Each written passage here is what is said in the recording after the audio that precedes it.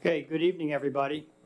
Welcome to a special study session of the Newcastle City Council. Tonight, our study session will include members of the Community Activities Commission and the City Council to discuss their 2024 work plan.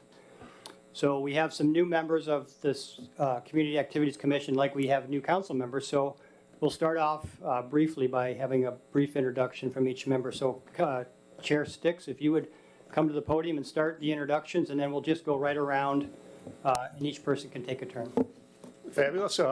My name is Nathan Sticks. I'm the chair of the Community Activities Commission. I've been on the commission since 2018. I worked for Nordstrom for 35 years. I've been retired for 8 years now.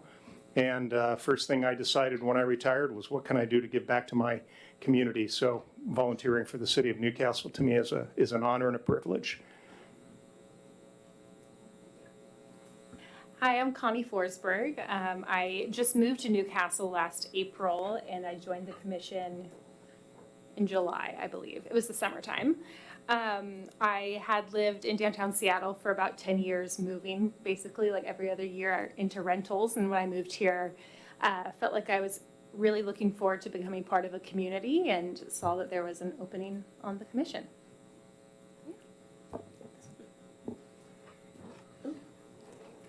I'm Shali D'Souza. I joined the commission in November of 2022, and I have been in Newcastle for 11 years. And I joined the commission because I wanted to give back to the community and get to know everyone more in my community. I'm Christian Krutzinger. I officially joined the CAC last October. I've lived in Newcastle for about a year and a half, and I moved here because I knew that there was a wonderful community, and that's kind of hard to find these days in a lot of places. And so I was happy to jump right in and give back where I can in a volunteer capacity to keep making this community an awesome place for everybody.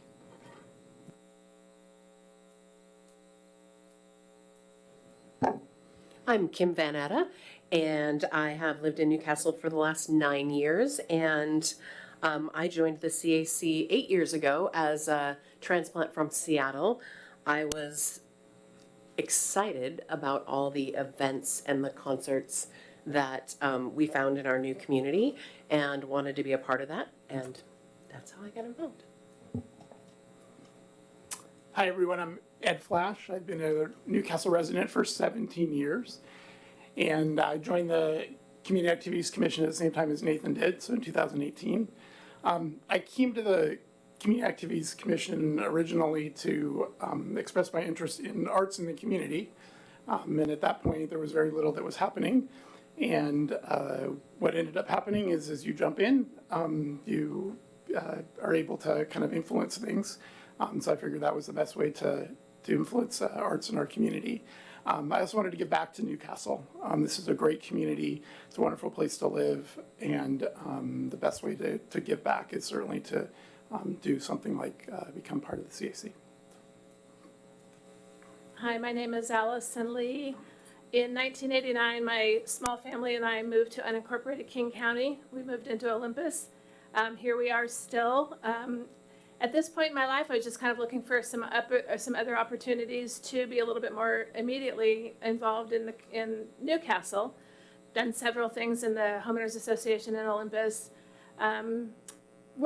Volunteered at the first Newcastle Days in the beer garden back in those days. Again, just looking for some additional things to do with a little bit of free time that I have right now. And the Community Activities Commission really seemed like something I would be interested in. So here I am, and I've been on the commission since July. Thank all of you. So we're just going to quickly introduce ourselves as a council because even though we did it last week for the other commission, we haven't talked to you guys. So we'll start with Paul. Paul Charbonneau was elected in 2021. Grew up here in Newcastle in the sort of Olympus neighborhood, and have been serving my council for a couple years now. Steve Tallman, 27-year resident of Newcastle and the Olympus neighborhood, enjoying serving our community. Thank you. Pratima Lakhotia. This is my third year on the council. I've been a resident of Newcastle and Reserve for over 9 years. Thank you. And I'm Rob Clark. I've been here in Newcastle for 18 years with my wife, and this is also my third year on the council. I'm Tom Griffin. I've been a resident of Hazelwood for 45 plus years, starting my second year on the council.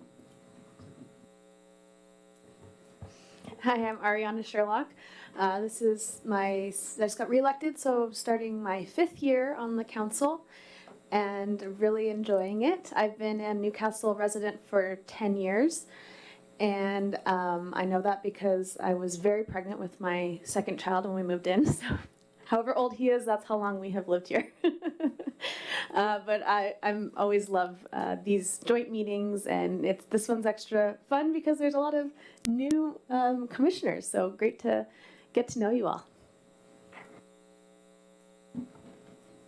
Good evening, I'm Sam Burford. I'm your newly elected Newcastle City Council member. I had my primary and my general. I'm so grateful for your vote, and I will work hard for all of you. And I have lived in Newcastle for about 12 years from China Creek. I'm just a person in the community. I love our city. I love you all. Also, a lot of new faces and familiar faces. I just like the energy in the room. Thank you. Okay, thank you, everybody. I'll turn it over to Nathan Sticks, who has a presentation for us. Great. Thank you, Mayor Clark. So first, I want to just say, if anybody wants one more person to move to Olympus, we'll have a quorum. Okay. Not to read what's actually the definition of the CAC, but I'm going to read what the CAC is. So the commission serves as a review and advisory body to the city council on city-owned park planning, design and construction, park and facility development, renovation, trails and paths, recreation programs, special community events, and community engagement. The commission performs duties assigned annually by the council by the way of a work plan. Thereby, that is why we are here tonight to present our 2024 work plan to the council. So let's get started. First, I'd like everyone to picture in your mind 3 words as I read through our strategic directions: community, connecting, and celebrating. We believe that those 3 things will tie all of our strategic directions together for the community of Newcastle. Okay. So strategic direction number 1 is foster a connected Newcastle community through equitable engagement. So what we mean by that is we know that the more unique experiences we can come up with, the more that will help to foster our community relationships and build those connections that we think is so critical to bring our community together. We know that we have a very diverse community, and so how we can facilitate activities to bring that diverse community together will help to engage them and feel like they're a part of our city. And then, importantly, our community stakeholders. So we have a very big obligation to working with not only the businesses, but also some of the local community organizations and helping us to promote activities and programs, as well as sponsorships. And so through those 3 activities, we believe we can accomplish our first strategic direction. And with that, I'm going to ask my commissioners if anybody has anything to add to direction number 1. Okay, let's go on to number 2. And this is going to be super fast. I'm hoping you guys have some good questions for us. Strategic direction number 2 is stimulate creative engagement and camaraderie through activities, experiences, and events. So, critical part of what we do is promoting volunteerism in the city of Newcastle, and not only for our events, but year-round. So anytime volunteers are needed, it could be for other organizations, we've got access to them. And some fun facts. There are a number of boards through the city of Newcastle, whether it's homeowners associations or Chamber of Commerce, but we have 80 volunteers that sit on various boards in the community. And to date, we have over 1,200 names signed up to be volunteers for the city of Newcastle. So we should all be very proud and also very sensitive to that, because, you know, getting people to volunteer, they're always like, what's in it for me? Why should I volunteer? We want to make it as fun and accessible to people to be volunteers. We think it's critical that we continue to provide abilities to offer and promote arts and culture and historical preservation. So those are mantras that we will continue to follow every day as we're looking at things that we help to support for the city. Next is third spaces. So a community center, in our mind, is something that we feel is a necessity. We know that it's going to take a lot of exploratory work to do that. But for those of you that were at the Lunar New Year celebration on Sunday, which Sun did a fantastic job and the city did a fantastic job putting together, but that venue would not have happened in a positive, fun, not traffic confined environment like it had last year at Aegis, because it was a big venue. So we're thinking, can we buy a school? But, you know, that's in the future. Anyways, we're going to keep that on our docket as something that we continue to look at. But we think third spaces is a critical part of bringing our community together. And then lastly is supporting community art. And I don't know, and for those of you that have seen the art installation across from the Newcastle Fruit Stand, but to see a gray box, metal utility box all the time versus something that's beautiful and has artwork. Renton and Bellevue and Issaquah have beautiful artwork on their utility boxes. And now we have our first one, which is making us jealous that we want more. So, any thoughts on strategic direction number 2? Is going way too fast. Okay, strategic direction number 3 is lastly, celebrate and appreciate our Newcastle community. Events is first and foremost as far as things that we can do to bring people together. We love our events, and we'd like to be able to do more events to continue to bring people together. And we all know that we're kind of confined right now to doing things in the summertime when it's nice outside, because that's the only venue that we really have available other than like getting Risdon Elementary School. But the more we can do to continue to promote events and bring people together and have fun just makes them appreciate Newcastle that much more. Recognition of our volunteers and our sponsors is a critical part of everything that we do, and we believe that recognizing our volunteers, every year we have an event in November, but also throughout the year of how we can make shout outs to the people that help support us, and especially our sponsors. But Ed and I are about to go out in the next month or so and start getting sponsorships for our summer events. And so that's a great opportunity for us to be that conduit from the city to our local businesses to say why we think it's important for them to support us with their money.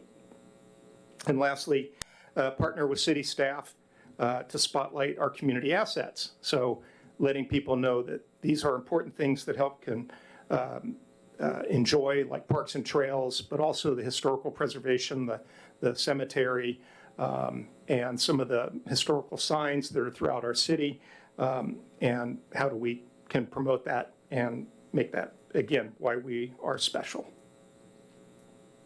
Anything to add on strategic direction number 3? Yeah. Yeah, the only thing I want to add is we're going to put a special emphasis on the 30-year anniversary this year. So be on the lookout for a few things that are planned specifically around that. And so how are we going to do all of this? Well, we have what we have called a foundational principle. And that's we will strive to continually understand our ever-changing Newcastle community. Who are we serving and why? So we come to every meeting with that mantra so that we can make sure that we are following not only the plan that we have, but also things that we think that our community will benefit from. I'll open it up for any questions. Anybody on the council? Go ahead, any questions? Ariana? Thank you. My question is, I only recently heard about this term third spaces, and I don't know if everyone is familiar with it. I was maybe hoping somebody could expand on what that means, because I think it's pretty interesting. So one of our commissioners, that's his passion. And I'm going to turn it over to Commissioner Flash. Putting me on the spot. Yeah, thank you. So if you think about who we are and where we function, so to speak, there's kind of three components, right? We have our house, our home, where we have our families, we have our work, and we have everything else. And that's considered kind of the third space. And it's really defined as where we gather, where we meet, where we do the things that are not related to our home and not related to our work. And so in Newcastle, what we want to try and do is kind of three things. One is identify where those are within the city, right? Two, make sure that everybody knows about certain third spaces that are available to us in the city. And then lastly, to identify if there's areas of third space opportunities that we have within Newcastle. And those are things that we would explore. Nathan mentioned looking into some sort of community gathering place. And so these are things that we're gonna try and focus on. One is identifying, two is making sure people are aware of those third spaces and gathering spaces, and then third, to see if there's any holes that we as a commission can help identify within the community. Does that get you enough? Okay.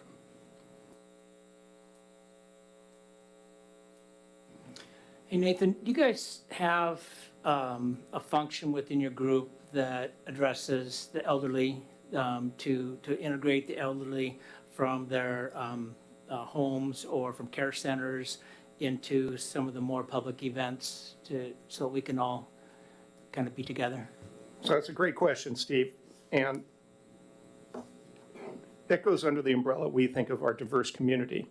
So it's not just about different ethnicities, but it's also about different age groups.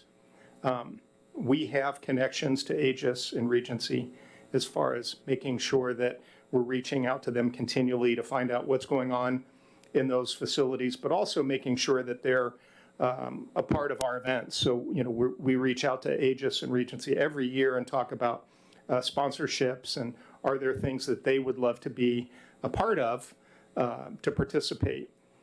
As far as your question about just the elderly in general, right, the public, it's the same opportunity I think we have as far as communication. It's how do we get information to everybody so everybody has access to it. And Mayor Clark and I, Pratima and Ed met a week ago, and we were talking about, is it Pratima? I've got that on my brain. I am so sorry, and I'll do better.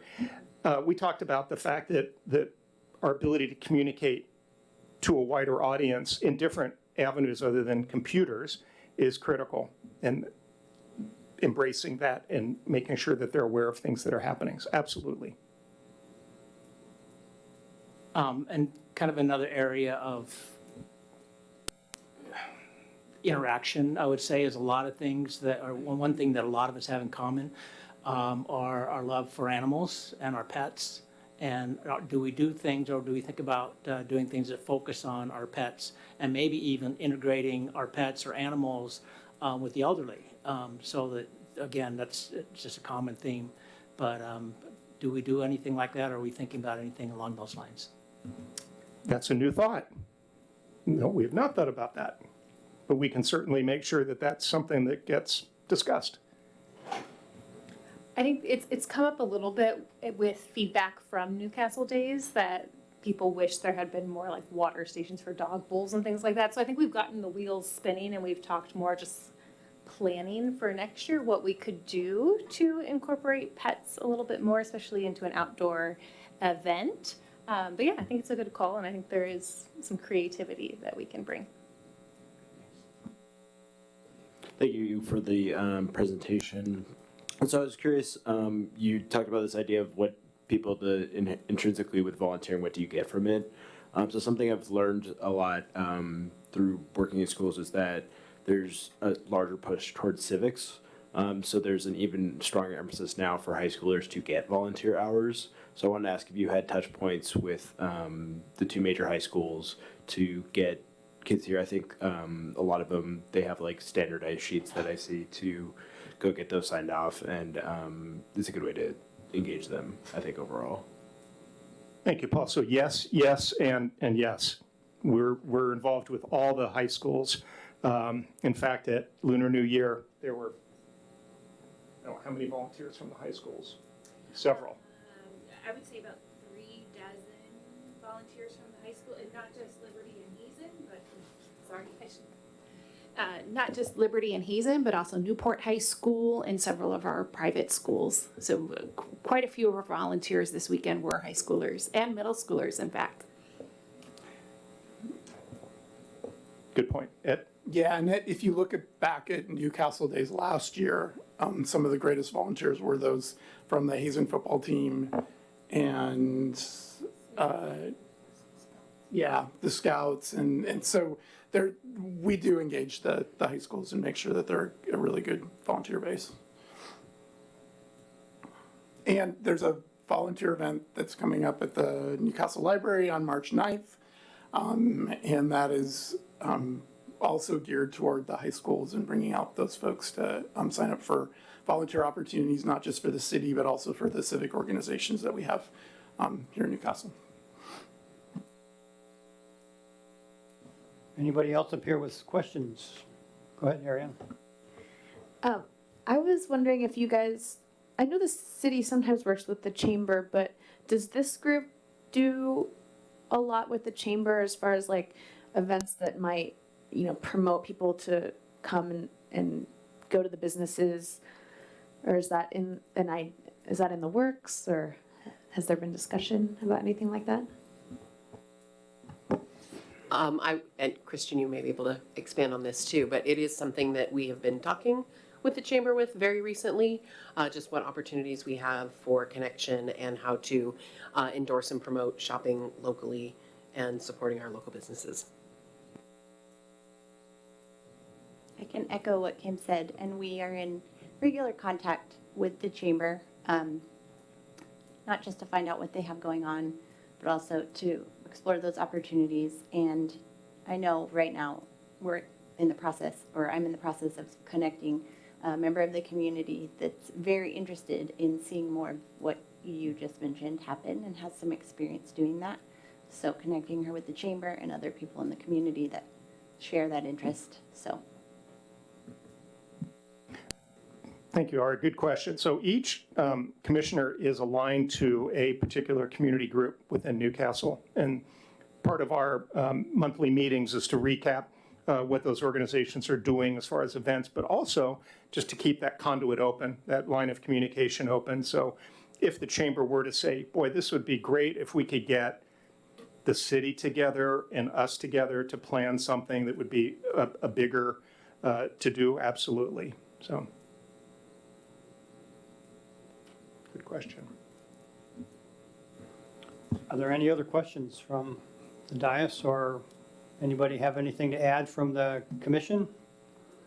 All right, well, I'll just say that appreciate the presentation. I appreciate what you all do. Thank you very much. And please, reach out to us as a council anytime that you need something, the community, however we can be involved to help you, especially this year, the 30th year. We want to all be making sure we put our best foot forward for the city.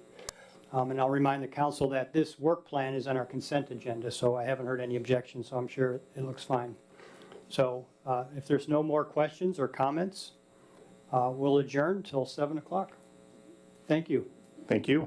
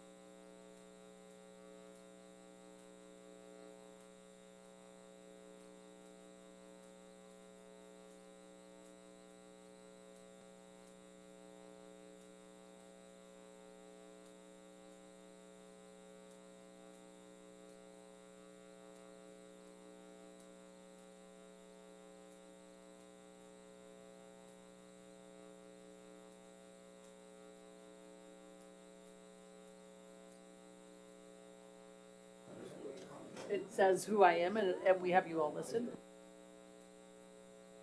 I can just go like this. Oh. I should have turned me off. Maybe because it's me. You can. Yeah.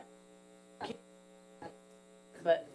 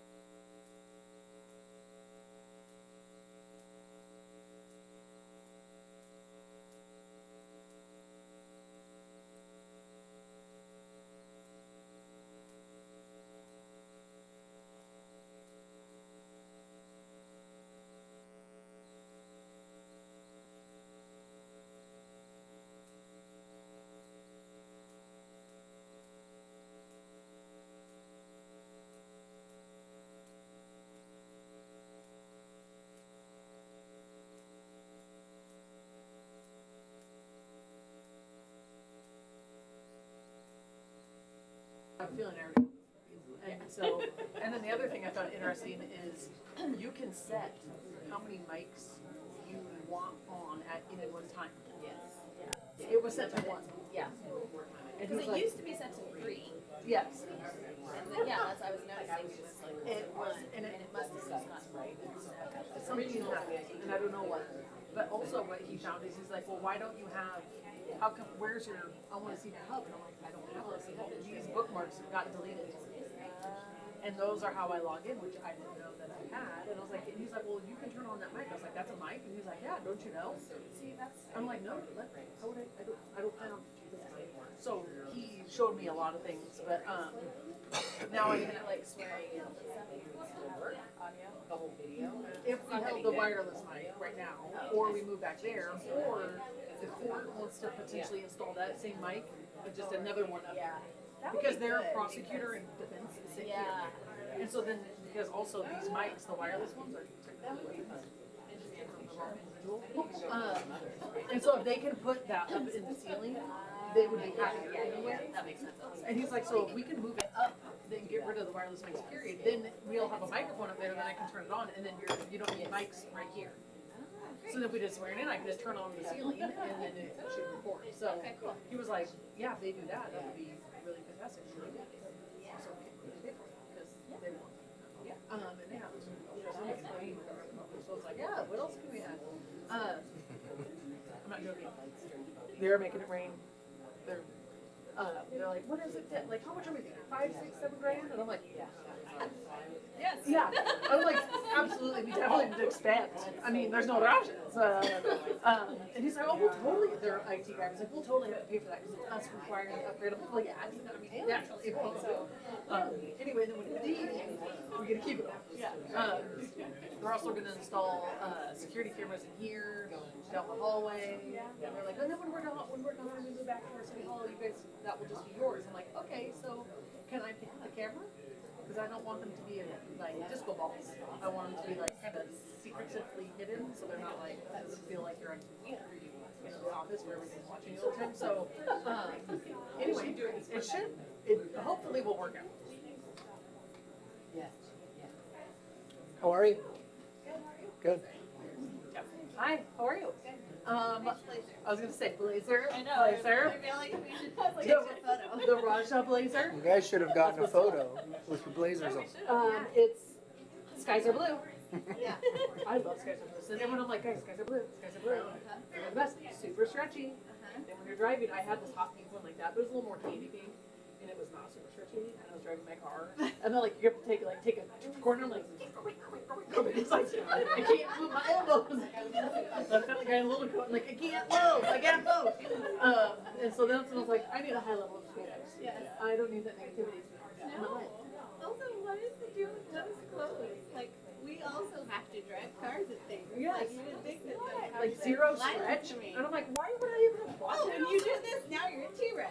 You know Yeah, what? it's Also, I It's hate not safe. that That's where going road. the pockets always come sewn shut. I know. I'm like, why did you do that to me? So then I try to put stuff in and I'm like, if I wear it for the first time. Yes. I don't need to do Do that. your pockets come sewn shut? No, because he's a boy. And they're like, oh, boys need pockets, girls sure don't. But maybe I have, Occasionally. I've had jackets that are. And then I got this, and then I'm like, wait, is this are these decorative pockets? Like, Where they're actually they're holdable? real pockets, or are these just sewn like, oh, no, shut? they're Yeah. real pockets. Oh yeah, they're real pockets. They're not. To go like find my scissors. Yeah, yeah, right. That's why I get little scissors. I'm like, here we go, little kid scissors. I've been literally known to just like ease There you go. out, get one thread to give, and then just slowly pull it apart. Yeah, so I've been telling Aaron, because Aaron's like, well, use some blazers. And I'm like, girlfriend, first of all, I don't know how you get on Stitch Fix, not the one where they send you the stuff, or the freestyle. Oh yeah. And I'm like, look at this app. She's like, well, I think you need to buy another, like maybe buy a box or something, or like maybe the stylist before the freestyle gets active. Because Lindsay tried to log in, Lindsay Chambers, she was like, well, I want to do freestyle. I'm like, do freestyle. And she's like, I don't have access to freestyle. And I must buy them stuff. They send you good coupons. So I was like, well, send me your wish list. And then I got a good coupon, and then you just Venmo me. So then I just gave her stuff shit to my house. And I was like, that's fine. And I'm like, look at my case. I wish I was smaller, because I would totally try that on. That ain't fitting. But yes. So I've been telling everyone, like, Stitch Fix freestyle, guys, that is where it's at. Because they show you, also they go, cute blazer, things, yeah, I know I have one. And they're like, check out this cute top of it. And I'm like, thank you. I don't need the whole outfit. I know this. I I love like it. together, and I was like, does this go together? And then I wore it, and we're like, that looks great. I'm like, You're like, Stitch I Fix? would never put these. Right. But I'm like, yeah. But thank you, Stitch Fix, for even giving me the idea. Like, I I know, would not yeah, have I done look that. at it, I keep on cartons, and sometimes Yeah. I'm like, wait, what is this? Well, yes. Because it gives me good ideas. It gives you good ideas. And then it's like, oh, remember those pants that you bought a couple years ago? Which I still have. Hey, check out this cute thing that can go with it now. I'm like, yes, add to cart. Well, those look cozy.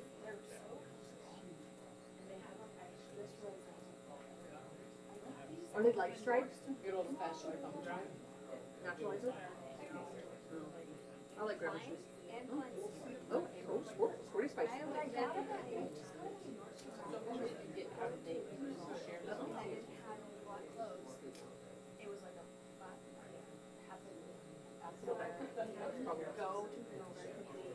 Oh, well, right. I was like, I don't have anything. I went to The best.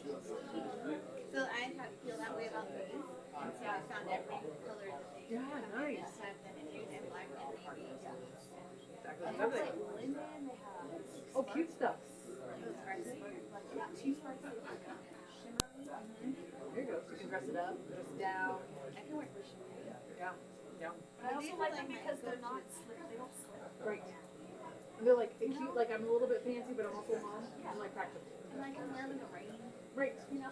And you didn't pay it so much for them that if something happened, you're gonna be like, oh my Yeah, god. exactly. Like whenever I bought anything expensive like that, I'm like, I actually should just not own this. Because I don't even know why I tried. I never buy expensive glasses. I buy the same $10 Yes. glasses from Target. Every And they're great. Because then if you lose them or break them, you're like, throw them that's in my okay. purse. I don't care if they get scratched or whatever. I just throw them in. And they always have them every year. My sister is the opposite. She has like the $600 pair. And I'm like, I know that those are really nice, but I can't do that. Because I wear glasses and contacts. I'm like, I can't. I'm sorry. And That's a lot of money for a pair of glasses. Yeah. Spend less, they like last forever. Right. You don't lose them. You don't fall off in some weird incident, right? Like Right. you feel late or something. They're just always there, no matter what you do. You couldn't lose them if you wanted to. As soon as you drop more than a certain amount of money on sunglasses, they they're gone.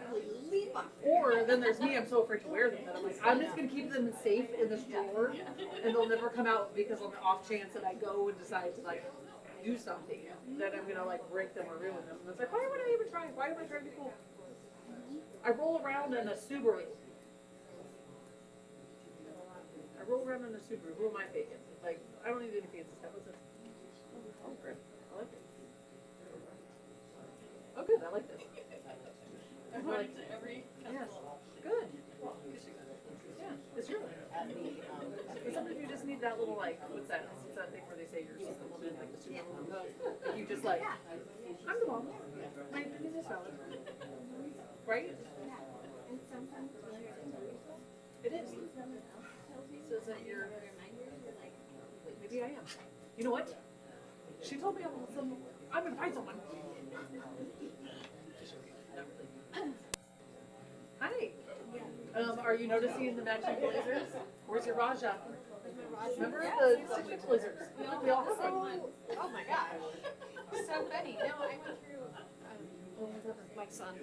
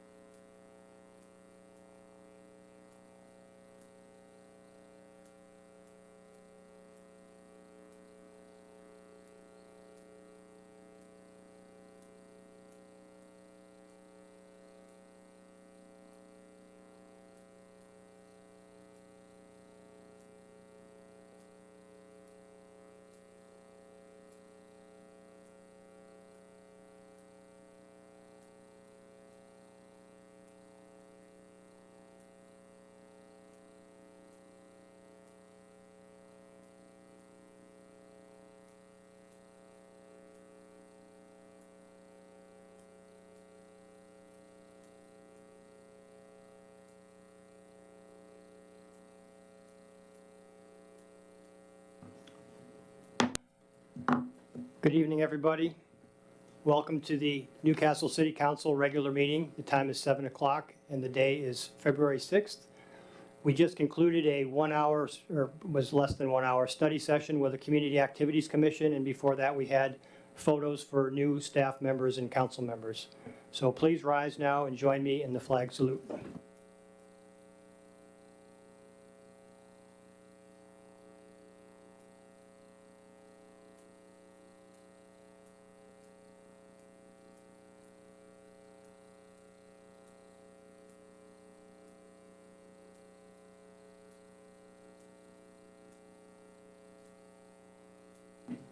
City Clerk, please call the roll. Councilmember Burford. Here. Councilmember Sherlock. Here. Councilmember Griffin. Here. Councilmember Tallman. Here. Councilmember Charbonneau. Deputy Mayor Lakotia. Here. Mayor Clark. All here, Mayor. Thank you, City Clerk. At this point, I would like to call on the city attorney to make an announcement, please. Can you hear me now? Thank you, Mayor. I recommend that the City Council move item 12.2 on the business agenda up to what would be a new number 5 directly after agenda approval. Because it's a public hearing, it would be appropriate to have it at the beginning of the meeting. Okay, we have the city attorney recommending that we move the item 12.2 ahead of the public comment for discussion at that point. Do I have any motion on the floor? I'll move to move agenda item 12.2 up to section 5. Okay, we have a motion to move item 12.2 on our regular business to up to ahead of the public comment. And we have a first and a second motion. Councilmember Sherlock, would you like to speak to your motion? Nope. Deputy Mayor Lakotia? No. At this point, I will turn it over to, I believe, Tyler Cole, our assistant planner, will be discussing this. Is that correct? We need to, we still need to approve the agenda. Oh, excuse me, my apologies. Thank you. Can I give a motion to approve the agenda as modified by moving item 12.2 ahead of public comment?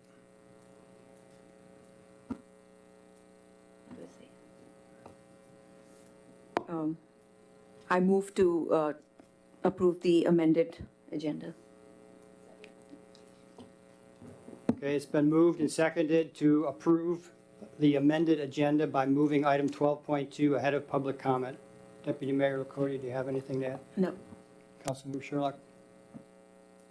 Okay, thank you, City Manager, for that reminder. So, Tyler, now I think we have a presentation. No, what else am I missing? Let's start with Curtis, and then we'll go to Tyler. Thank you. Whoa, okay, rough night. Sorry, everybody. No, this is City- perfect. City Attorney, please go ahead. Thank you, Mayor. So I just want to preface this with a little bit of an understanding of the process that we're about to go through. This will be a preliminary subdivision plat closed record hearing. So this will be subject to the quasi-judicial closed record hearing process, meaning that you are not sitting as legislators, but you are sitting as impartial decision makers based off of the record that has been presented in front of you and only the record that has been presented in front of you. That includes the full submission by staff to the hearing examiner, the transcript of the hearing, all public comments related to that, and the hearing examiner's recommendation. Staff is here to answer any questions if need be. But because it's a quasi-judicial hearing, the appearance of fairness doctrine also applies. So not only does the process have to be fair, but it also has to appear that the decision is made by an impartial decision maker. So I'm going to go through some questions, and if anybody has a yes answer to them, then we'll deal with those individually. So the first question I have is if any of the council members have an interest in the property or the application, or if they own property within a certain distance, approximately 300 feet, of the property subject to the application? So if you do, please raise your hand. Okay. If any council member stands to gain or lose any financial benefit as a result of the outcome of the hearing, please raise your hand. Whether you believe that you can hear and consider the application in a fair and objective manner. So if you don't believe you can do that, go ahead and raise your hand. Okay. And next, if you have engaged in any ex parte communications with either proponents or opponents of the application. And if you have, please raise your hand. Councilmember Tallman, will you please provide or place on the record the substance of those communications? Yes, for the record, I did receive an email from one of the citizens that has concerns about this development. I forwarded that email directly to the clerk and have had no further communications. Thank you, Councilmember Tallman. Would anybody in the audience like to rebut anything that Councilmember Tallman just said? Okay. Yes. I think I also received an email regarding the development. I also forwarded the email to our city clerk, and that's about the communication I had. Thank you. Thank you, Councilmember. At this time, I would like to ask the audience if they would like to challenge any of the council members from being able to hear this matter. All right, hearing no challenges, let it be reflected that everybody can sit. Thank you, City Attorney, and I will take one step back. I apologize to the council, but we did not vote on the amended agenda. So at this point, we have a motion to move item 12.2, the tool development ahead of public comment. All in favor, say aye. Aye. All opposed? Okay, motion passes 7-0. Now, Assistant Planner Cole, please. Go ahead.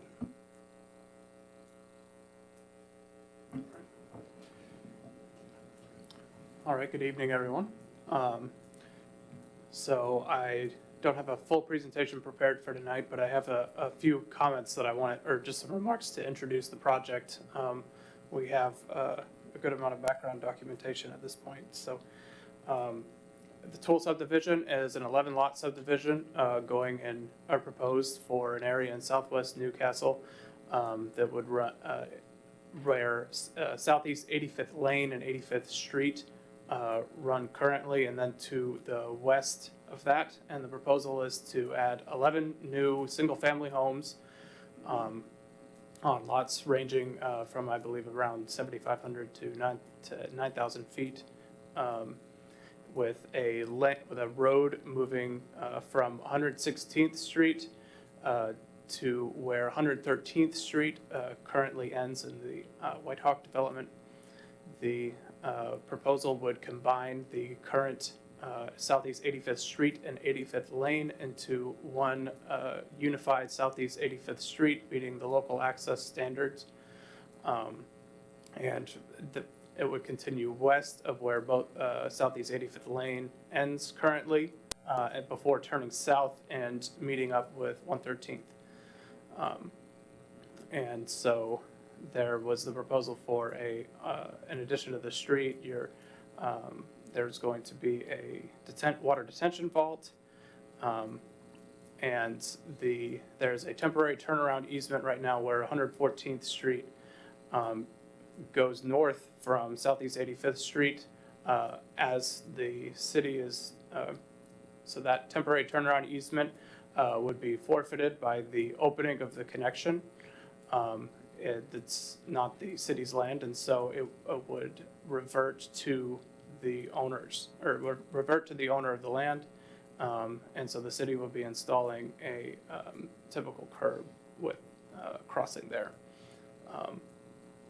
And so that is the basics of the development. There's quite a bit more in the documentation here, and I can answer any questions on any aspect of it that you may have. Okay, at this point, are there any council members who have a question for our Assistant Planner Cole? Okay, I do have one. Okay, go ahead, Councilmember Tallman. So this is my first year on the council.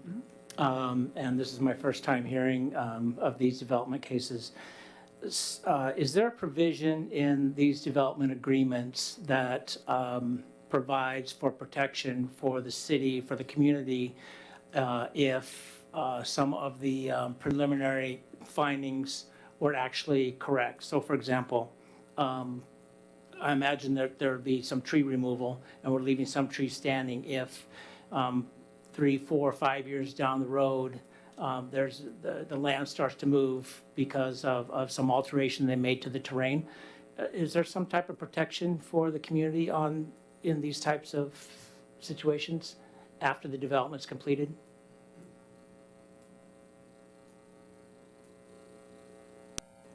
So just to clarify, this is not a developer agreement. This is simply an application for a subdivision through the standard city code.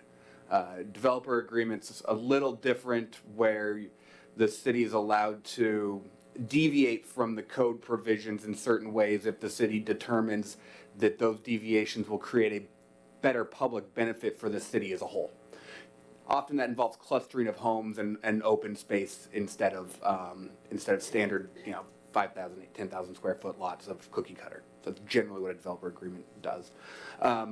In this scenario, but it's just straight under the code. As far as protections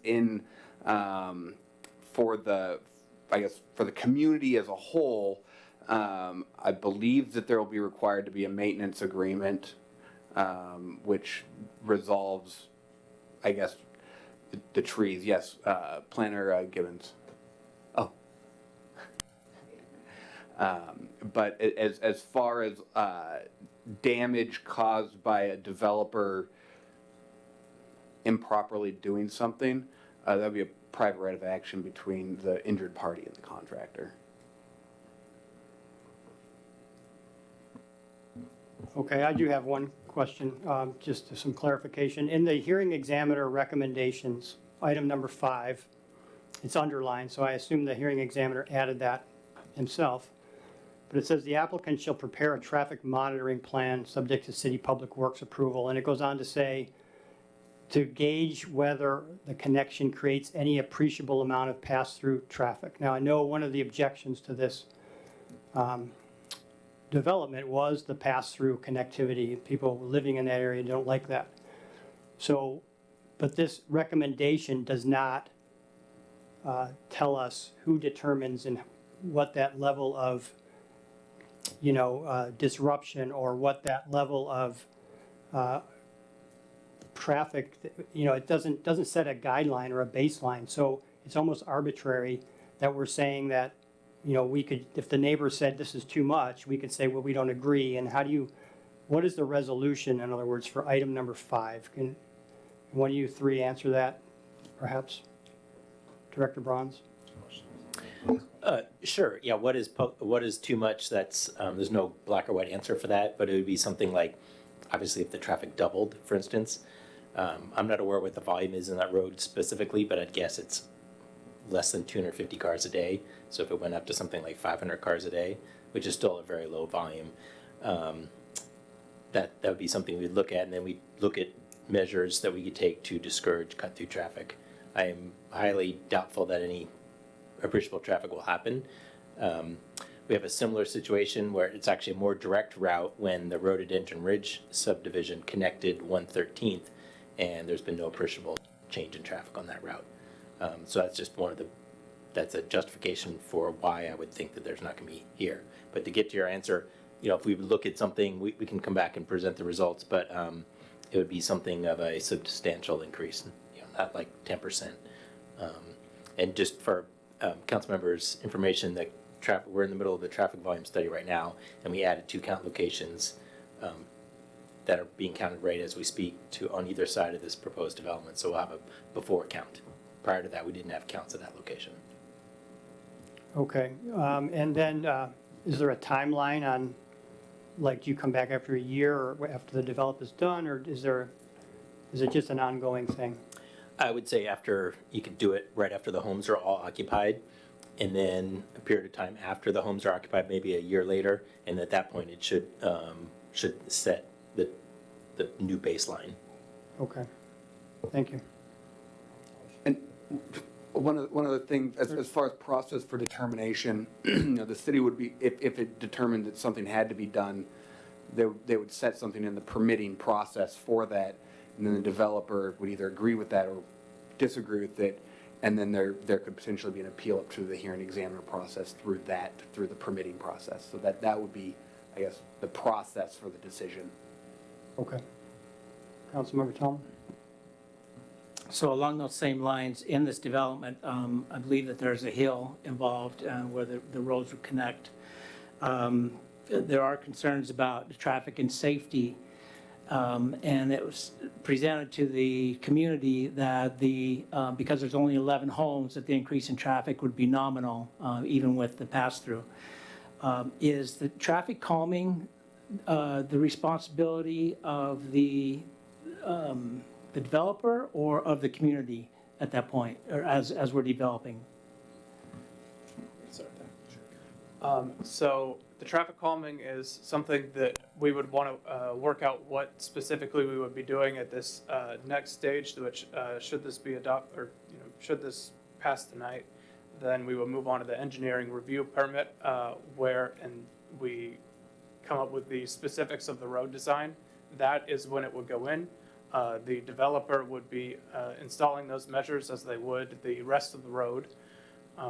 And then as for the measurement of traffic increase, so the amount of homes that are going to be built here would not drive enough traffic to justify in and of themselves doing much of anything. The traffic calming would be about limiting the potential pass and the potential utility of a pass through, and keeping the traffic low for people moving from somewhere else to somewhere else. Because the 11 homes themselves are not going to be a major traffic driver in any event. So then, along the lines of furthering public safety, lighting, so that seems like it could be a darker area. Do we feel comfortable that we're adding enough lighting in this new area to keep it bright and safe to minimize the amount of bad actors that might be coming through? Yes, there will be lighting being installed up to city and I guess also PSE standards. This road should be appropriately lit. I would expect. Yep. The Public Works Standards has, actually it references national guidelines for street light illumination levels. So this would be lit to a local street standard. Right, So it should be similar to any, like Olympus, your neighborhood, similar lighting to that. Additional questions? Anybody? Do I have a motion?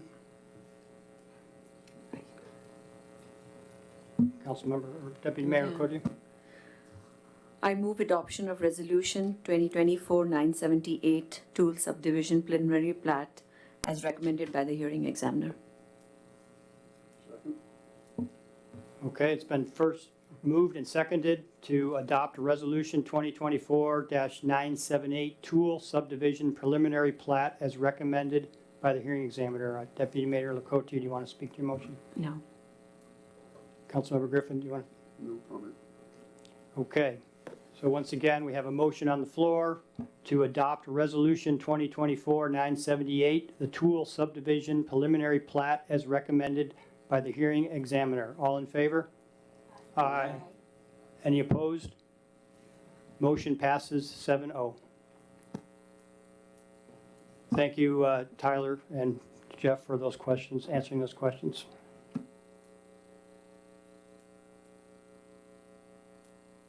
Okay, moving on to public comment. So we are now open for public comment. As a reminder to anybody wishing to comment, you have 3 minutes to speak. If you're in the audience, please come to the podium, turn on the microphone, state your name and neighborhood. You may speak to any subject you'd like. It doesn't have to be on our agenda tonight. There'll be a buzzer that sounds when your time is up. Please stop at that point and conclude your remarks. The only person signed up tonight, Carol Simpson. Carol?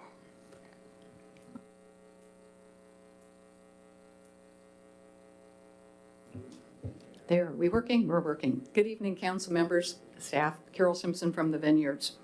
I hadn't planned to comment at this evening's meeting because it looked like a slam dunk until I looked into the numbers on P28 in your consent agenda. If you don't pull it tonight, pull it when you pass it, when it comes forward as a budget amendment. There's some errors.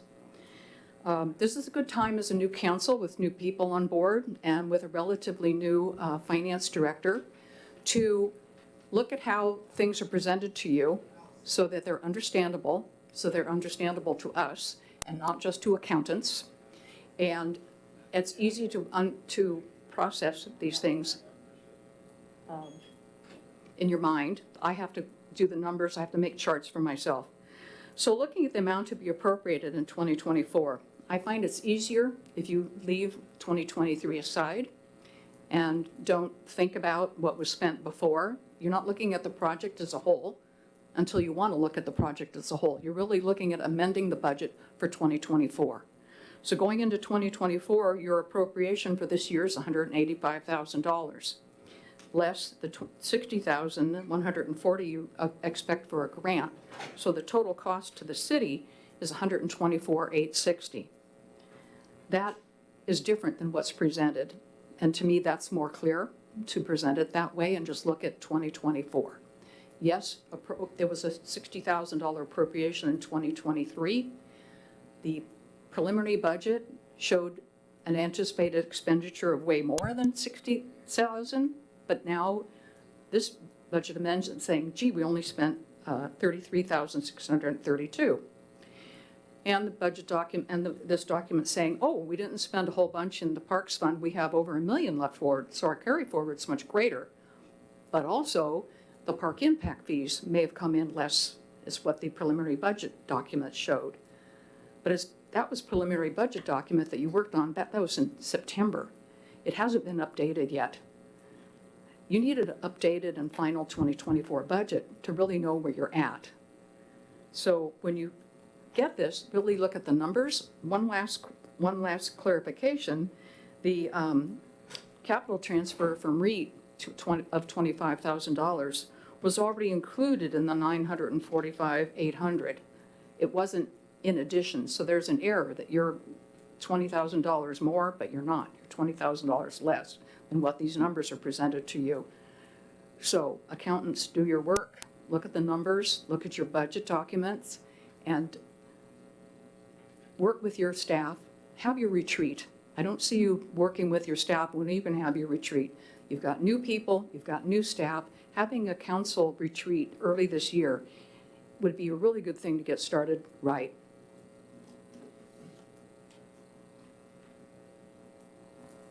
Thank you, Carol. Director Bronze, could you turn off the microphone, please?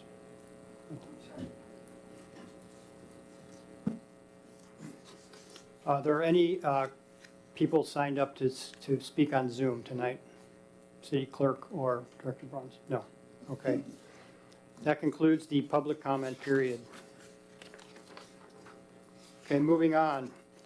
There are no ceremonial presentations this evening, so we'll move on to council comment, and we'll start with Councilmember Griffin.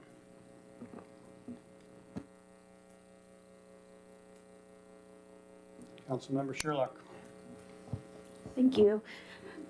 Just wanted to say thank you to Councilmember Burford for a wonderful Lunar New Year event this weekend. I know you didn't do it alone. There were a lot of volunteers and a lot of people helping, but it was really awesome. And I just wanted to highlight what you brought to our city. So thank you. Thank you very much. Councilmember Burford, do you have any comments? I'd like to share this letter from our Senator Patty Murray regarding our Lunar New Year. Here, United States, February 4th. City of Newcastle. Dear friends, thank you for the invitation to attend this year's Lunar New Year celebration.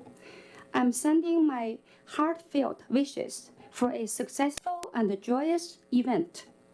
Lunar New Year is a special time for so many people in Washington State And celebrations like this showcase some of the rich cultures and diversity our state has to offer. I know people of all backgrounds look forward to the Lunar New Year celebration each year and come to enjoy the food, performances, and displays from local businesses. I applaud your work to bring people together to share in the celebration of this holiday. Thank you to everyone who helps make this event a success, from the organizers to the speakers, performers, and volunteers. And I hope that the Year of the Dragon brings each of you good fortune and success. Warmly, Patty Murray, Senator. Thank you. So I think it's our honor to receive this formal letter, and I will share with, I think Amy already printed out today. Yeah, so just want to share with our public. And this year we really doubled the attendees. Quite a diverse crowd. We have the number over 1,200 people. All day long, just packed. And I'm so grateful for you all, for our city. We did this together. That's why I'm so proud to work with all of you. Let's, move forward. Keep on working. We are a great team. Thank you. Thank you. Councilmember Charbonneau. Very hard to follow. No comments. Councilmember Tallman. Yeah, I want to recognize Sun also for her efforts and contribution to the community. It's nice to see that our council members are being this active in the community. I celebrate Lunar New Year with a lot of friends and neighbors, and it was a really fun event, so thank you for that.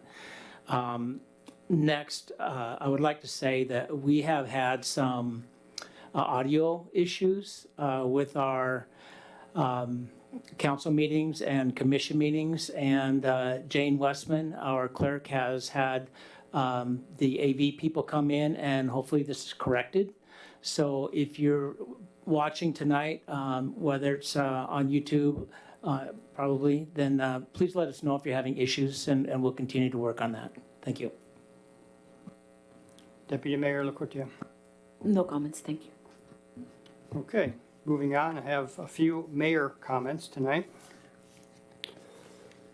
In random order, no particular order, just a reminder, King County Conservation District voting is open until February 13th. Every vote counts in every election. Please keep that in mind. I know council members and perhaps some of the staff have been receiving an email that looks to be from me, but it's spam. So if you do not get an email that says newcastlewa.gov, it's not from me. And I know when Linda Newing was the mayor, I used to get emails that said from Linda, but they were obviously spam. So maybe somebody's found out that I'm the mayor and has decided to try to hook people in. But if it doesn't say Newcastle, I know you all got it, right? So newcastlewa.gov, otherwise not good. We had a meeting last week with the Planning Commission, and one of our big focuses this year is our comprehensive plan. So I happen to have a hard copy here, and it's not exciting reading, but I'm going through every page to understand it. And I recommend highly that all of us up here do that, because when our Planning Commission, who's working very hard, comes back before us, they're going to assume that we know already what we're talking about, right? So they're not going to, we shouldn't have to educate us on different points. We should already know, be able to give and take with them. So please make sure you're going through that.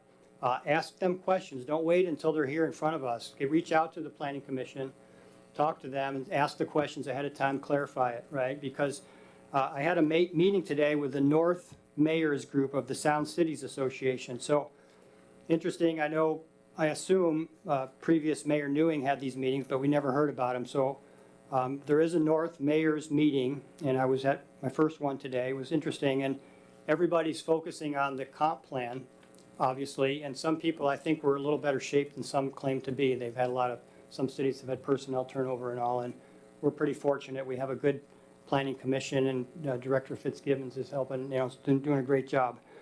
And so just please be aware and be on top of that comp plan, so when the time comes, it can be smooth. And talk to your neighbors and members of the public, find out what they think as well.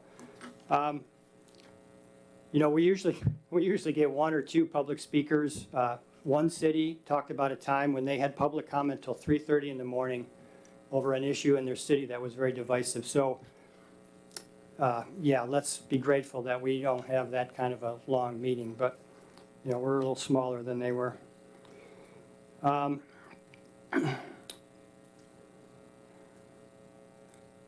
mentioned at the first meeting that we were going to do an ad hoc committee of public safety and finance, and I probably wasn't clear enough with the details on that.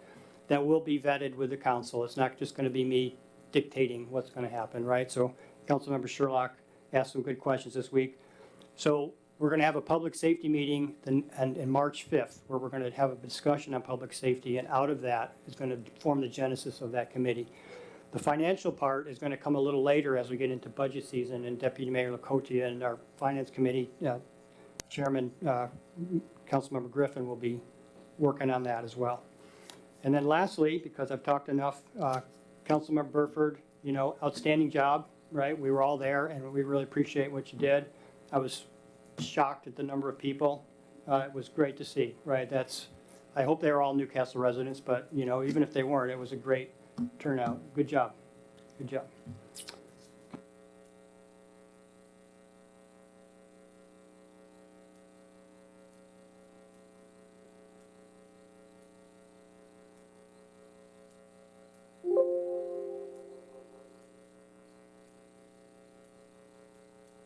Okay, apologize.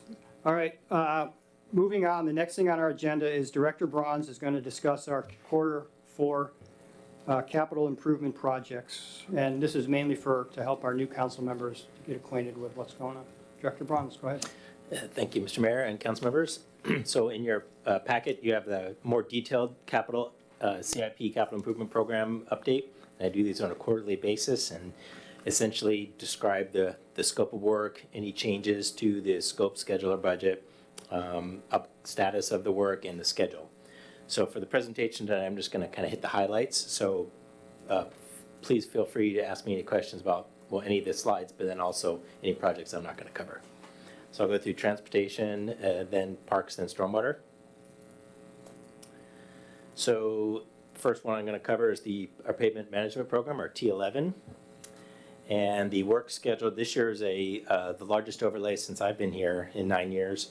And we are fortunate to have received a $600,000 federal grant for this project. And that comes with a one-to-one match, so we have to spend $600,000 of our own money to get $600,000 reimbursed. And you can see the pavement limits there. These are all arterial locations, since the federal funding has to be used on federally classified routes, which are our arterial roads.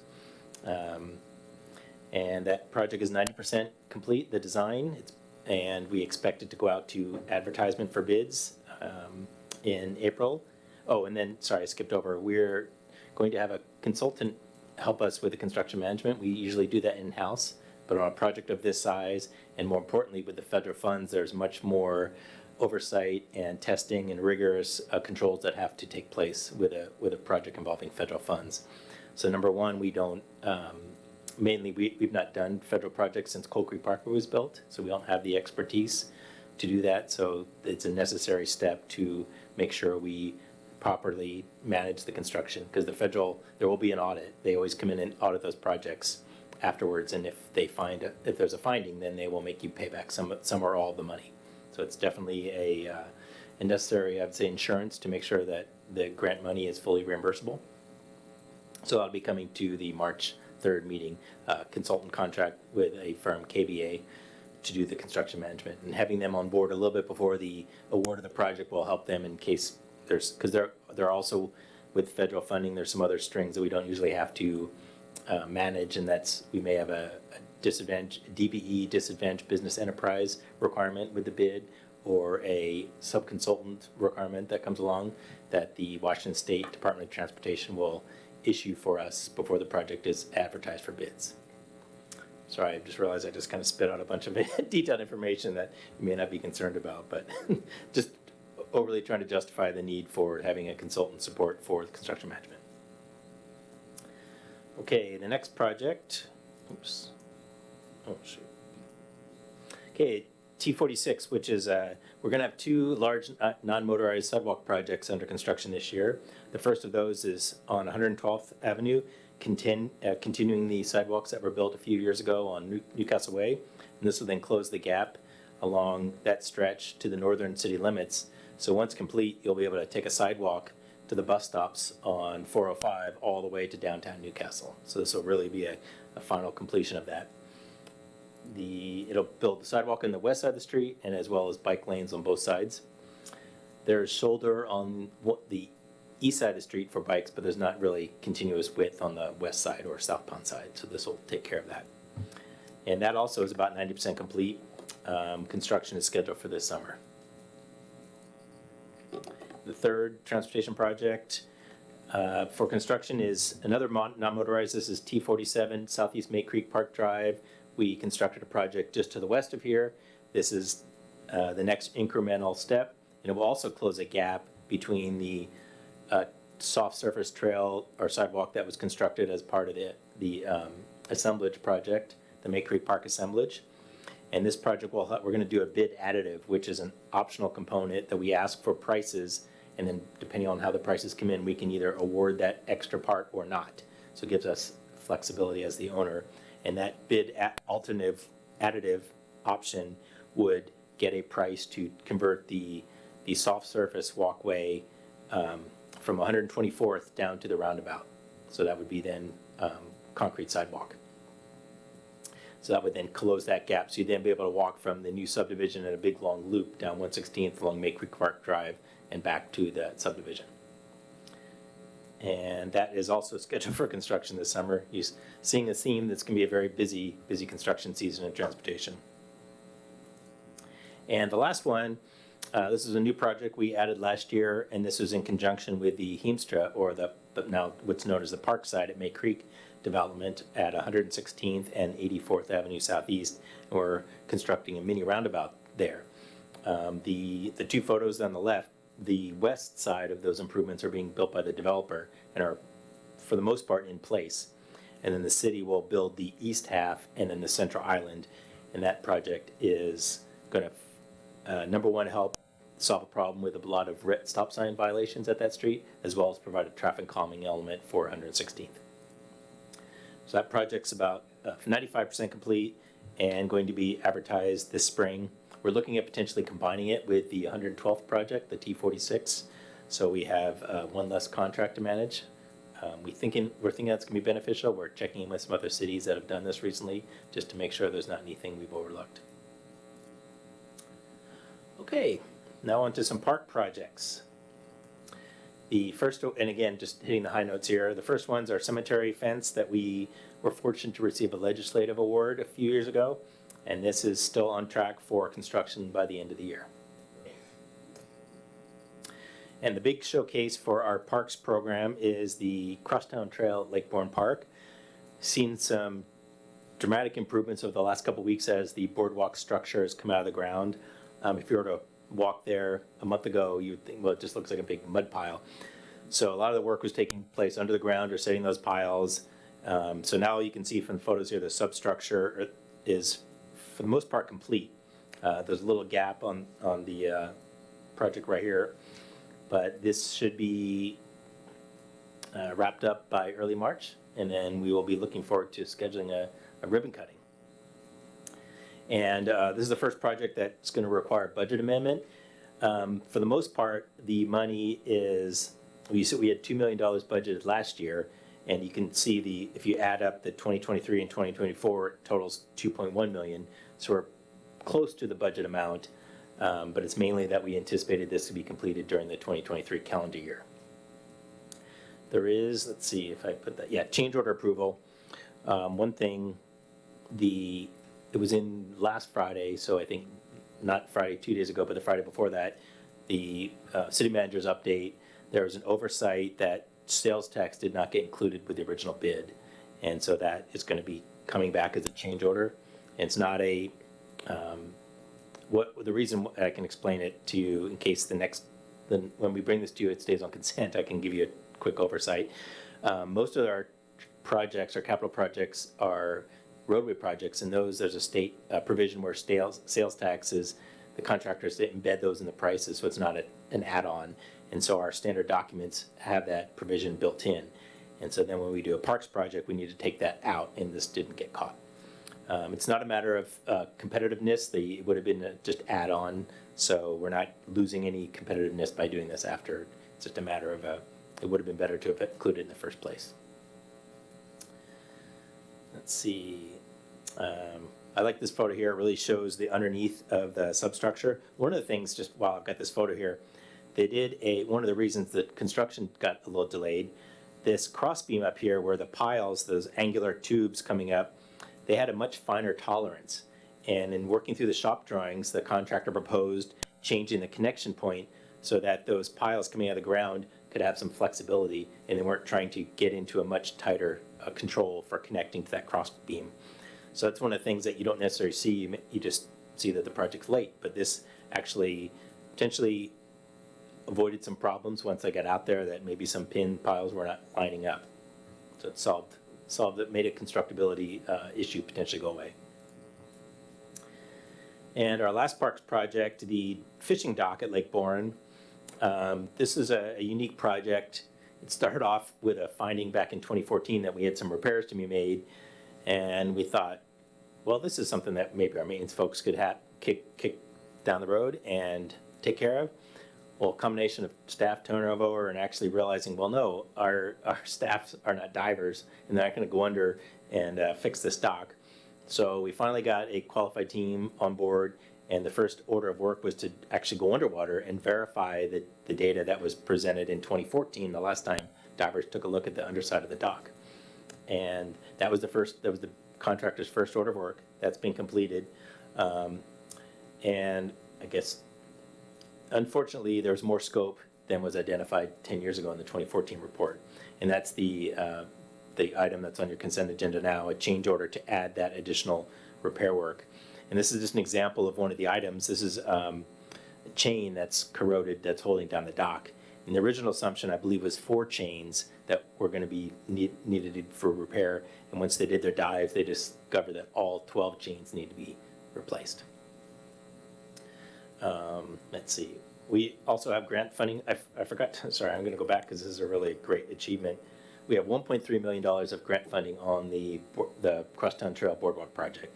So that is excellent. That's $500,000 from King County, and the balance from a legislative request that was key from our lobbyist efforts to secure that from our local legislative delegation. So I apologize for missing that. And then the fishing dock also has $62,000, also from a legislative capital award. This little sketch here shows the end results of the contractor. They have a whole report and videos and photos, but this was their sketch that documented the additional chains and additional flotation units underneath the dock that need to get replaced. Just looking at the photo or the sketch, to the left of it, that's the land connection, and you can kind of see how it widens out. That's the end of the dock out in the lake. And this one, the change orders on the, I apologize, that's a cut and paste error. That's tonight, the change order on the consent agenda. And this one also requires a budget amendment, number one, because we anticipated the work would be constructed in 2023. So as a result, there's nothing in the current year's budget. And then additionally, the additional cost due to the change order. Okay, on to stormwater. And I believe we just have 2 projects to focus on here. First one is the embankment that we know and love. We are still proceeding through the final phase 2 of final design rather. It's about at the 60% level. We've reviewed and submitted those plans back to the consultant, and we are in the process of engaging with the regulatory agencies. The Department of Ecology was out in the field last month, and then we're going to meet with the tribes and the Army Corps of Engineers to go over the permits. This project has $156,000 for the final design, and then $1.75 million towards construction. And the current construction estimate is just under 4 million, and that does not include the cost of putting in a bridge that we talked about, I believe, last year for the May Creek Trail. So we've been quite successful in receiving grants. So we've applied for $2.5 million and we received 1.75. So that's pretty good. We're 2 for 2. So we're going to continue hitting that same grant next year. That's the King County Flood Control District program. And there's other alternative sources we're looking at. And again, the goal is to have this project go forward only if the majority of the cost, and by majority, nearly all of it, is captured by grant funding. Down here, that's a sketch from the 60% plans. The hatched area is the new grading for where the embankment will go away. And this one also requires a budget amendment, not additional costs, but more just that the cost is being, again, one of these things that we are maybe a little too ambitious, thinking we get it all done in 2023, and that work is finishing in 2024. The last project I have for you tonight is the Stormwater Conveyance Rehabilitation Program, the S38 project, where this takes a proactive look at all of our buried underground pipes that are taking our stormwater through the street grid.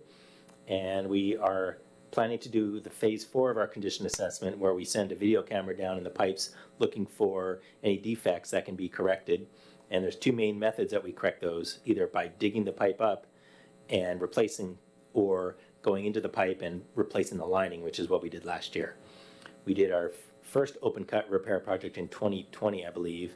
Then last year we did the lining, and then we're going to do a next phase of pipe repair open cut this summer. And that project has $280,000 of grant funding. So in surface water management, we're doing quite a good job in getting grant funding, just more options available in that arena. I believe that is it. So I'd be happy to ask any questions, answer questions, or talk about projects we did not cover. Any council members have questions for Director Bronze? Councilmember Tallman. Director Bruns, regarding the floating dock project, what are the flotation devices made out of that are going to be inserted under the dock? They're styrofoam. They're encapsulated, so I think it's like a hard plastic shell that the styrofoam blocks are inside. And I believe there's 2 different sizes. They call them billets and blocks. And I think basically they're the same thing, just the billets are the larger units and the blocks are the smaller units. Anybody else for Director Bronze? One question from me is, I saw that dock would be completed in March. Is that correct? Yes, it's actually, once the change order is approved and we execute it with the contractor, it's a matter of weeks that they can do the work. It's pretty straightforward. They're going to sink another temporary anchor, replace the chains, bring in the new flotation billets, and that's pretty much it. Thank you. You're welcome. Seeing no other questions, we will move on. All right, next up is council committees. Okay, Finance Committee. Anything from the Finance Committee? Thank you, Mayor Clark. The Finance Committee met on January the 25th, wherein the Finance Director presented a snapshot of the preceding month. The city looks pretty good. The Finance Committee requested the staff update the financial policy to include the city manager bring a balanced budget to the council with no deficits or no increased taxes. They also asked for an adjustment to fund balances and reserves to change the reserve from 25% to 17%. These are going to be brought to the full council on February the 20th. The Finance Director has taken a lot of time to make some much needed wording adjustments to the financial policy that we'll be looking at on February the 20th. That's a good job, Lindsay. You did great. Our next scheduled meeting is February the 21st at 1:30. Anybody wants to attend. Okay, thank you, Councilmember Griffin.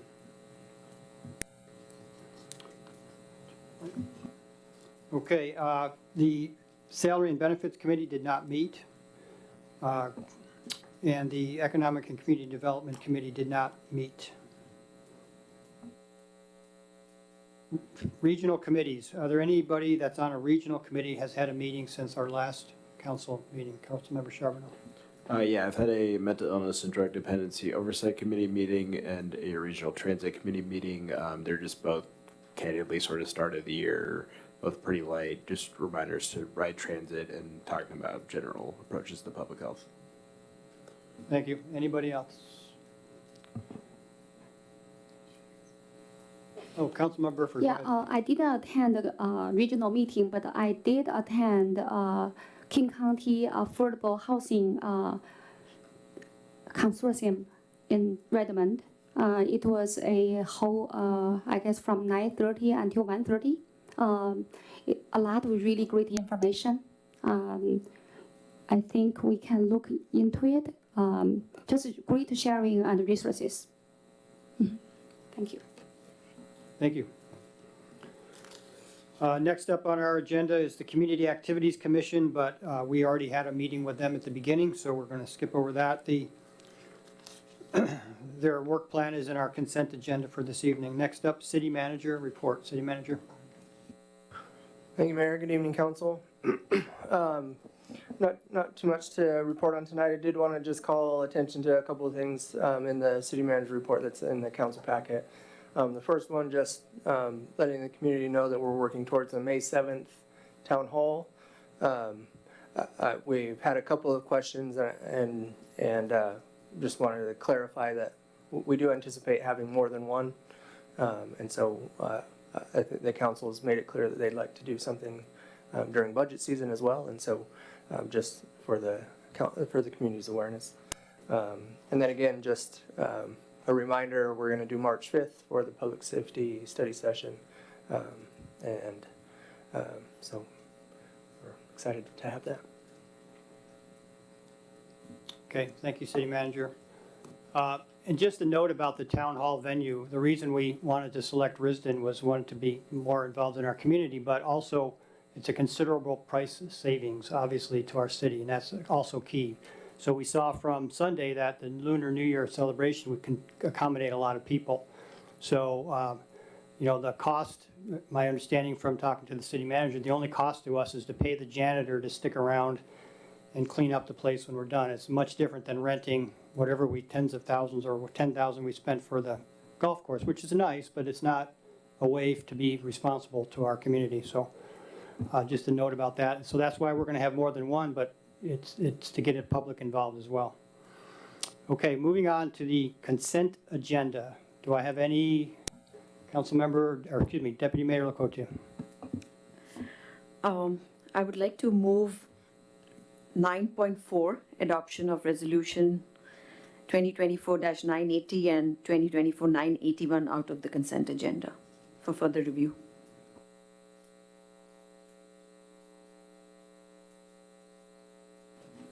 I'll second that movement.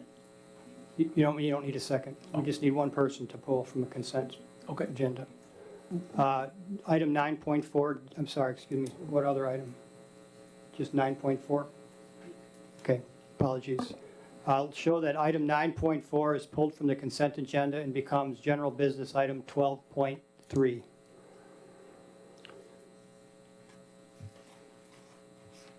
Any other changes requested from the consent agenda?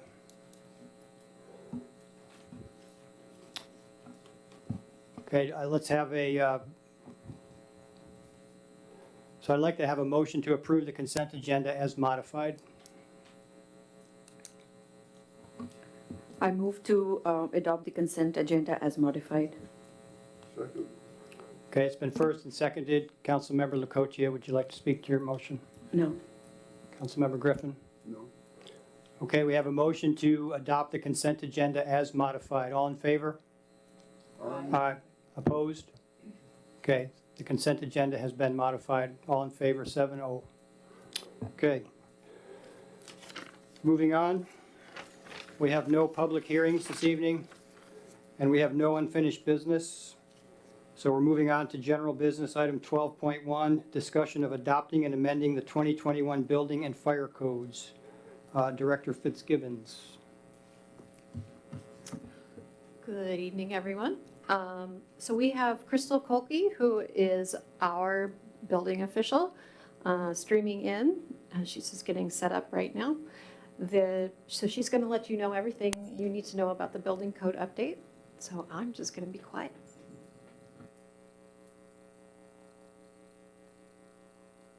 Okay. Hi. I'm assuming you can hear me. Yes, we can hear you. Okay, I was getting a little bit of feedback, but I think it's okay now. I'm Crystal Kolke. I am your contract building official, and I am going to share with you tonight the building code update. So good evening, Mayor Clark and council members.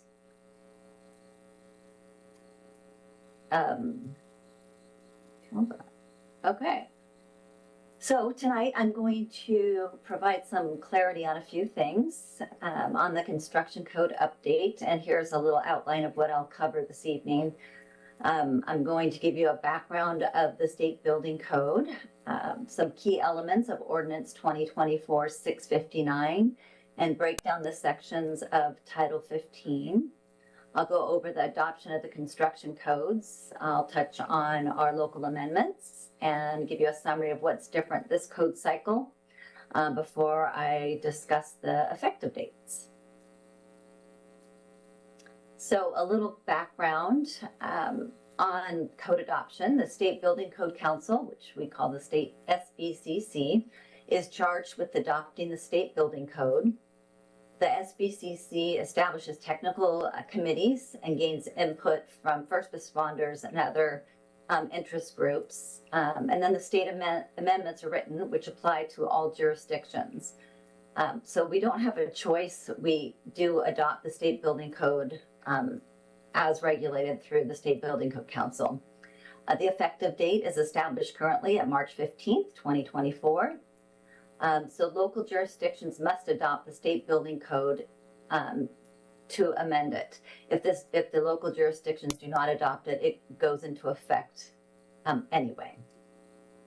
So the key elements of the ordinance include adoption of the state building code. It also goes over the replacement of Title 15 and then the local amendments. So Title 15 is broken into 3 sections. There are general provisions that address items such as work hours. The Construction Administrative Code administers all construction codes uniformly. This code adoption cycle, there are minor edits throughout the Construction Administrative Code to update provisions to the new model codes, so like the international codes, the model codes, as well as to fine-tune some city policies for administering construction permits. The final section adopts the new codes. Though the edits in Title 15 are minor, I am recommending replacement of the entire title since modifications are numerous and throughout the entire title. So all codes are adopted as amended by the state. Local amendments apply to 5 codes. The construction codes listed here make up the state building code, plus the International Property Maintenance Code we adopt, the city does, and it regulates the maintenance of existing buildings. I've highlighted in bold the codes most familiar, you might be familiar with. However, there is a new code mandated by the state, which is the Wildland Urban Interface Code called the WUI Code, and I'll go over some details of that as well. So these 5 codes have some unique local amendments that are covered in the ordinance. None of these amendments are new. This is for the building code, the IBC. We carry over from previous code adoption cycles, local grading amendments, some flood resistance construction in the Appendix G, so that we can participate in the flood insurance program.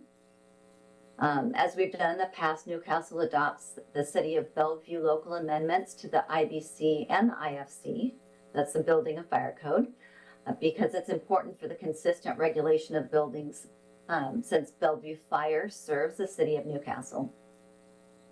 These amendments primarily impact Chapter 9 of the Building Code, which is the fire protection systems, and Chapter 10 on egress. It mostly impacts larger buildings in Newcastle, such as 5-story buildings. But we adopt it to be consistent. And then finally, we adopt local amendments to retain our snow loads. The next code we amend is the IRC, which is the residential code. We amend a particular table, the climatic and geographic design criteria table. This is just a fill in the blanks table intended for local jurisdictions to complete. The fire code amendments coordinate with the building code amendments, so we adopt those as the city of Bellevue adopts so that the two codes coordinate. In the property maintenance code, we have some local amendments. We provide local amendments in order to coordinate with our current city policies. Most amendments are minor and they limit kind of the overregulation of the base code, which provides a more common sense approach to maintaining properties. The final code that we amend is the WUI code. The local amendments are only points of information. These were done to coordinate with the Eastside Fire Marshal's recommendations to provide better clarity for the users of the code.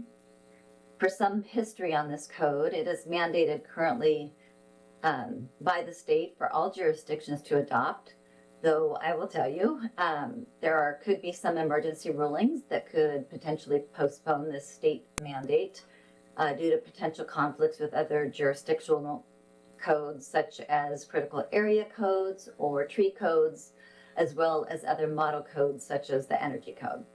There's also debate over the mapping provided by the Department of Natural Resources.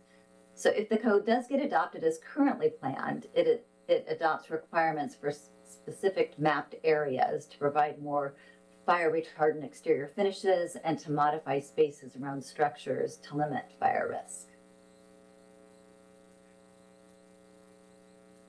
So I wanted to kind of go over what's different in the 2021 code adoption cycle than previous cycles. There was a delay in the adoption of the codes as the State Building Code Council convened advisory groups to make changes to the energy codes to remove limitations on using gas-fueled appliances to avoid potential litigation. There are more stringent requirements in the energy codes. This doesn't come as a surprise to the building industry. Since the energy codes get more and more restrictive each code cycle to meet energy code goals set by Governor Gregoire in 2007. The WUI is a totally new type of code in effect, which brings unknowns into the building industry and has designers concerned about impacts. While this code is new to Washington, it's been in effect in other states, so there's some history with similar code requirements. There's still discussion of changes to specific code language or elimination of the mandate to adopt this code. When this ordinance comes back to council for adoption in March, if the state lifts the mandate for each jurisdiction to adopt, I will recommend that Newcastle does not adopt it until the mapping and the coordination issues get resolved. Finally, because these unknowns, Bellevue has pushed off presenting their code adoption ordinances to their council for final adoption to the beginning of March. This gives them time to finalize the documents considering potential changes at the state level. And this will give us the opportunity to modify any language and clean up any language when we adopt the code adoption ordinance in early March.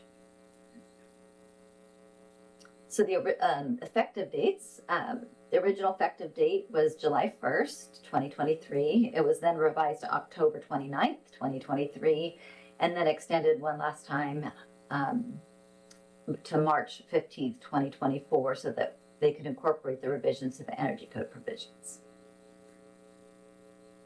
So that wraps up my presentation, and I'm available to answer any questions. Thank you very much, Crystal. I appreciate that. Does anybody on the council have a question based on the presentation you just saw? Anybody? Okay, we don't see any questions. Thank you, Crystal. Thank you very much. Appreciate your time. You're welcome. Okay, so that item was only on our agenda for a discussion. There's no action required. We'll be bringing that back at a future meeting. Okay. We've already talked about item 12.2. We moved that up earlier, and now we come to item 12.3, which was originally 9.4, adoption of resolution 2024-980 and 2024-981, construction change order and contract amendment for construction support services, Lake Bourne Fishing Dock. So Deputy Mayor Lakotia, you asked for this to be moved. Please speak to it, please. Yeah, thank you. As brought up by public comment, Carol pointed out some errors that she has seen, and I would just further like to review that and kind of clear all kinds of doubts before we move on to it. We can either discuss this today, or City Manager, if you want to bring it in the Finance Committee or discuss it later, we can do that too. I just want to understand the numbers are correct and what she pointed out in the Yeah, beginning. the numbers are correct. So what the council needs to understand simply is that this is something that needs a budget amendment, both for the carry forward, but also then for the change order. And this is the change order. And so what you saw in the CIP update included and assumed that we assumed the change order. And so we won't put an amendment, a budget amendment in front of the council that doesn't make sure that the Parks Capital Fund is okay with the amendment. And so we continue to recommend that the council adopt the change. Any other comments or questions on this agenda item? Councilmember Sherlock. Thank you. So just to clarify, this is just approving the change order. So this is saying, yes, we need a change order. We want to do this additional work. That's what this would do. That's correct. And then later on, we're going to get a budget amendment to actually put these numbers into our 2024 budget. That's right. Okay.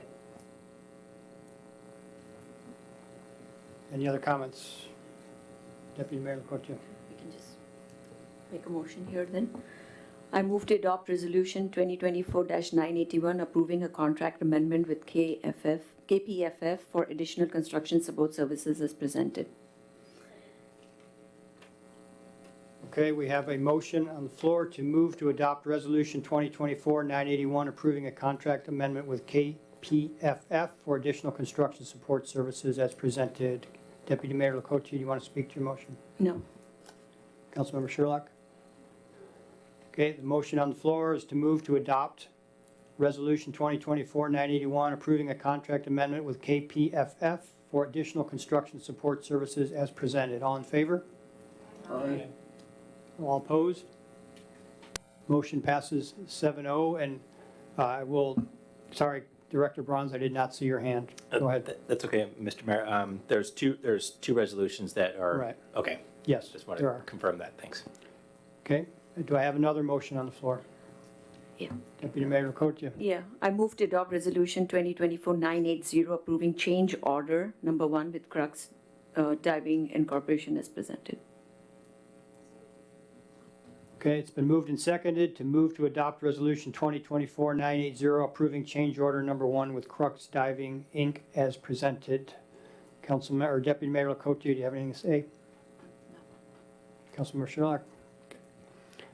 Okay, we have a motion to adopt resolution 2024-980 approving change order number 1 with Crux Diving Inc. as presented. All in favor?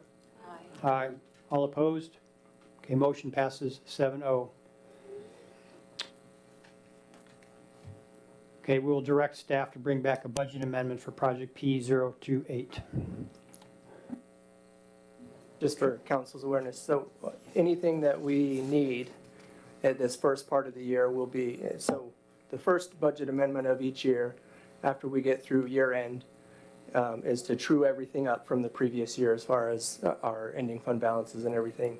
And then anything like this, where we have a change order or the change order that was mentioned for Crosstown Trail will also be included in that first budget amendment because we already know about it.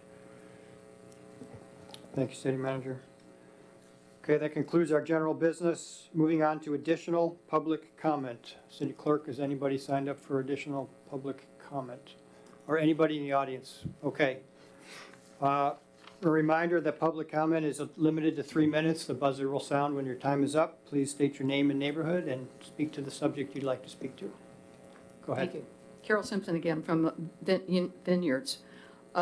First of all, thank you for mentioning that the audio has not been working correctly. When the audio in this room was updated, there was nothing in the contract with the audio engineers to make it ADA compliant. I'm handicapped. You can't see it. It doesn't have anything to do with the limp, my hip replacement I need. It has to do with my hearing. If I can't hear, I'm not here. Just like if a person can't get up the elevator, they can't attend the meeting. If I can't hear, I can't attend the meeting. Unfortunately, I'm at a point in my hearing loss that it's hard for me to recognize words. If I miss one word in a sentence, I've lost all comprehension of that sentence. It was a little bit difficult to hear when you have somebody on Zoom attending a meeting. I have a hard time understanding people with foreign accents because the words sound different. It's harder for me to understand them. That goes for Indian, Chinese, Spanish, anything. It's harder for me to understand. That's one reason I had to decide not to continue on council, because my hearing is so bad. So if you do alterations to this room, make sure they can be ADA compliant. My hearing aids will connect Bluetooth to devices. There are sound systems that are Bluetooth compatible where a person with hearing aids can connect to those systems. I connect to my phone. I can hear really well with my phone. It goes directly into my hearing aids.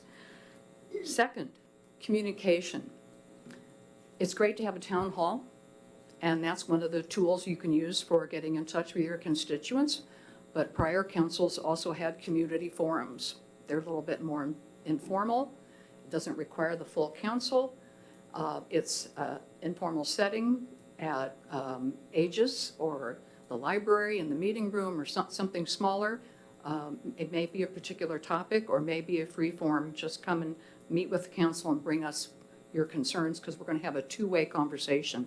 And I recall somebody commenting that they had their hand up all during the meeting because they wanted to comment. They didn't understand that this is not a two-way conversation. It's a business meeting, and you're just listening to public comment. You're not coming back. Also wanted to add that the Friends of the Newcastle Library were very pleased to be at the Lunar New Year's event, but we're continuing with our book sale at the library right now. There's a table of books. And maybe you didn't notice that the books that we were selling were in Chinese, Japanese, and Korean. We have a lot of community members. We had boxes and boxes of foreign language books that we were selling Sunday at the school. And we had great turnout of people buying those books. Lastly, I want to talk about the building code and the wildland code. You might think Wenatchee, Lake so forest fires. That doesn't apply to Newcastle. It does. When I first moved to Newcastle and I was talking to Bellevue firefighters, it was 2000. The fire in Berkeley, Oakland, that was in 1991 that wiped out thousands of homes and raged through the city. You'd think, can that happen here?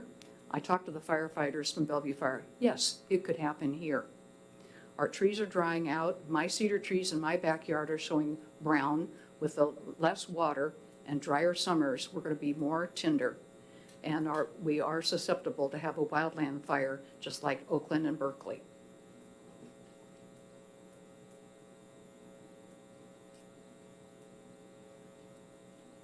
Thank you, Carol. Any additional public comment?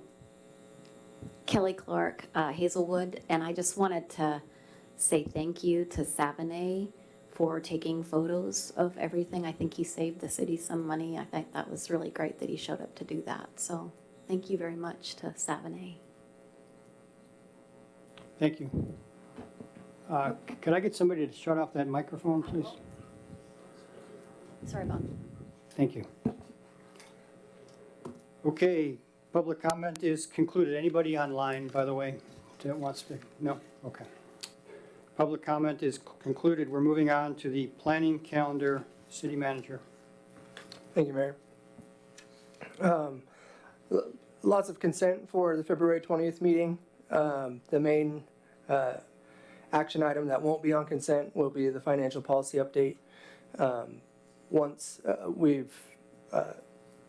Director Chambers has sent it out to the Finance Committee, and I believe everybody's commented. And so we'll get that red line out to the council in a city manager update so that everybody can see it prior. And please reach out if you have questions. Again, just pointing out the study session on March 5th. We'll also have some information back from Director Bruns on the traffic calming for 116th Avenue Southeast that we've been talking about. As well, I think that's it for the 5th. That's about all I have for the council for tonight. Questions on the planning calendar, questions for the city manager? Anybody? I'd just like to make one comment. Carol Simpson's comment sparked a reminder to me. When I had my North Mayor meeting today, they brought up that very subject about, they called it coffee with the council, right? Sorry, I failed to mention it earlier, but I do like that idea. They have 2 or 3 council members, they rotate through. It's something we could discuss, potentially not now, but take turns maybe meeting with the public at a specific time and place. So they kept it the same all the time. So might be something we want to consider. And I was remiss, I'd thank you, Kelly Clark, for reminding us that Savinay saved us a lot of money taking our photos, and he did it professionally, saved us nearly $5,000, and that's it's an example of how we're being a little more responsible this year. Appreciate that, and he did a really good job. So he didn't want any payment, but the city manager will be giving him a $100 gift card for his efforts. So I want to thank him again. Anybody else? Any comments, questions? Councilmember Sherlock, go ahead. Thank you. I'm just wondering when we're gonna discuss, is it on the calendar yet for when we're gonna discuss the new ARPA ordinance? Do we know? We have not discussed when to put that on the calendar. We've been trying to make sure everybody has a chance to send ideas, make sure we've been trying to cost those out as they come in and make sure we have at least a ballpark estimate for those. And so we definitely want to maybe get a kind of a go-dead date of, hey, if you have ideas, get them to me so that then we can put that on the schedule and have that discussion. Yeah, and is that, I don't know what's the plan for the town hall, is that part of that discussion, or? I can answer that. So the first part about the ARPA money, so thank you for reminding me on that as well. We've gotten a lot of ideas. It seems the ideas have stopped coming in, right? So we seem to have a pool of ideas to discuss. So we will get that on our planning calendar as point of discussion so we can work through that. So we want to do that sooner than later.